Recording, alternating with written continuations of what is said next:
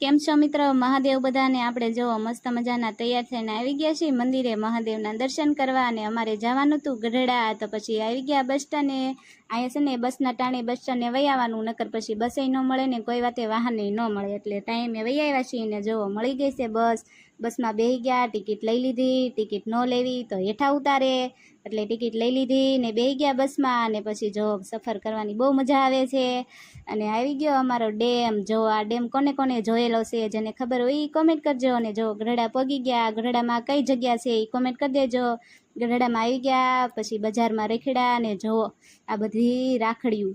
તમે રાખડી લઈ લીધી કે નહીં ભાઈ હાટું, એ કોમેન્ટ કરવાનું ભૂલતા નહીં. ને પછી અમે આવી ગયા મંદિરે પ્રસાદી લેવા. જો આ છોકરાને હું બહુ ગમી ગઈ, એટલે એણે મને કેટલી વાર ટાટા કર્યું. અને જો ડીશ ભરીને પ્રસાદી લઈ લીધી છે. આપણે જો અહીંયા કોઈ પ્રસાદી લેવા આવેલું છે કે નહીં કોમેન્ટ કરજો. અને જો આપણે પછી આરામ કરવા બેસી ગયા, ઘડીક થાક્યા હોય કે નહીં, આપણે બધું જોયું બહુ બધું, એટલે પછી જો હામા કાંઠે આવી ગયા છીએ. પછી છે ને પાછા અમે જમવા આવી ગયા પ્રગતિમાં. સારું, હાલો હવે બાય બાય બધાને. વિડીયો લાઈક કરી નાખજો, કમેન્ટ કરી નાખજો. પાછી બસ પકડવાની છે. બાય બાય બધાને.